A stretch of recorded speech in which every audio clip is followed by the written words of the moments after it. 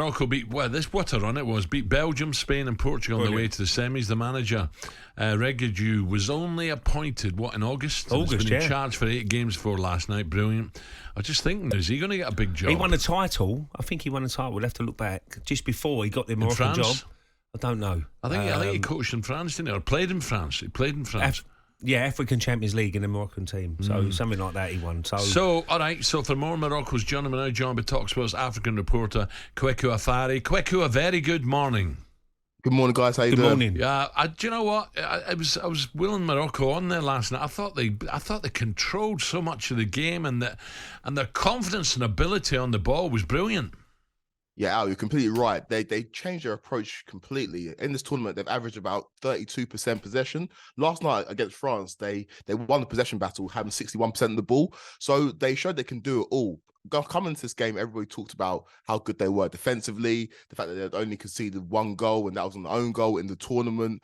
But they really stuck the pressure on France. Obviously, they were handicapped by injury. Neville, who plays for West Ham, he was supposed to be in the starting lineup, but was pulled out just before kickoff. Then we saw Roman Saïs, their captain, come off in the first half, and then Mazraoui as well, who plays for Bayern Munich, came off at half time. So they were short-handed in terms of injuries, but they put on a good show. And I feel like if they didn't concede that early goal, then the game could have gone a completely different way. But France's quality showed, and it was telling throughout the 90 minutes. But Morocco can hold their heads up high. They are the first African team to make it to the semi-final, and they go into this third-place playoff against Croatia on Saturday with everything to play for. It would be great for an African team to finish third in the World Cup. So Morocco should be very proud of themselves. I certainly believe that the smaller nations are getting better all the time, because we saw that Morocco and certain other teams have got better. Look, we got a France and Argentina final, but they're certainly catching up a little bit. These smaller nations, they're improving every single 4 years in World Cup football. There's always shocks look, we saw Saudi Arabia beat Argentina, who are in the final now in that first game. So I think it's been a very good tournament so far. It has, and like you say, there's been a lot of shocks and a lot of surprising results. And if you look at these teams like Morocco, they have got some top quality players. Obviously, those names that we already knew about, like Achraf Hakimi, who's one of the best right backs in the world. But then you look at some of the emerging talents. You see Sofyan Amrabat in midfield, who plays for Fiorentina. He was great. He was so good. Covers every blade of grass. And you look at Azzedine Onahi, who's linked with Arsenal.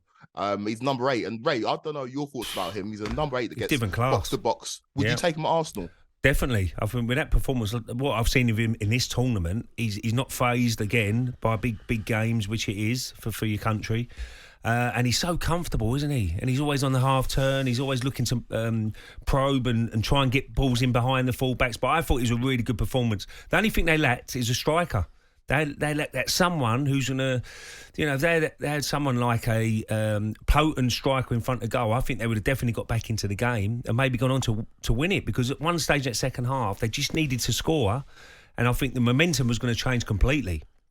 That's exactly it. Like in the previous games, you've noticed that when they hit teams with the counter-attack, they've got that lack of clinical edge in the final third to put the ball in the back of the net. And that came true as well last night, when you see them, there's this lovely build-up play, intricate passes, but then they haven't got that clinical striker to put the ball in the back of the net to secure the win for them. So that's the only thing that they're missing, and that's a thing they'll probably look at for future tournaments.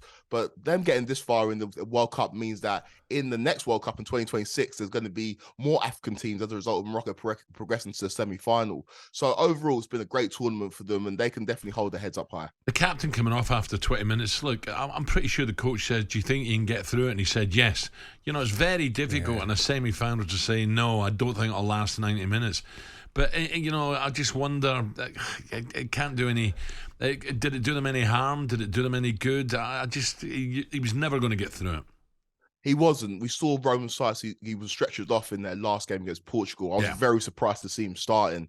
And it can cause a bit of disruption, but what this head coach has shown, and Ray pointed out, he's got pedigree in terms of he won the African Champions League in the summer, and he can organise the side. So despite the fact that he had to make a few substitutions early, they still kept their shape.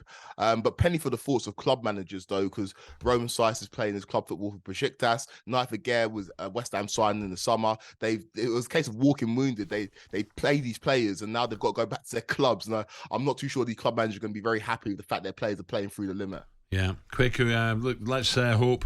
Well, I was going to say let's hope Morocco finish third, but it's difficult because Croatia have done really well as well, haven't they, to get as far as Aging, they did. I fancy Morocco though. Yeah, no, I think they could compete with Croatia. Can they raise the game? Of course they will. The fans were fantastic. Well, the fans were brilliant. They probably the biggest support. Well, I just got called a donut hour. I've got croissants in front of me, mince pies. Look, why the donut? Smaller nations, Morocco have a population of 40 million. No, 43, I think. Well, what I'm saying is, but they're not well known for football. They've got lots of people. You can have loads of people, but your nation's not really known to be top of the tree in football-wise. That's what I meant. Kwaku, thank you. Enjoy the final, mate, and enjoy, of course, third, fourth playoff. Brilliant. Thank you. Kwaku Afari there, our talkSPORT African football reporter. Couple more here. They were very good, though, weren't they, Morocco? I mean, the way they passed the ball and move. Excellent. But just the strength, the touch, the really good. Athleticism Amrabat, as well. I tell you, he's a player. If I was Arsenal, I'd be looking at him. Central midfield, he can get his foot in. No, he's two Amrabats. There's one at 35. He plays for Athens, I think it is. But he's the younger one, Fiorentina. No, very good. Very good player.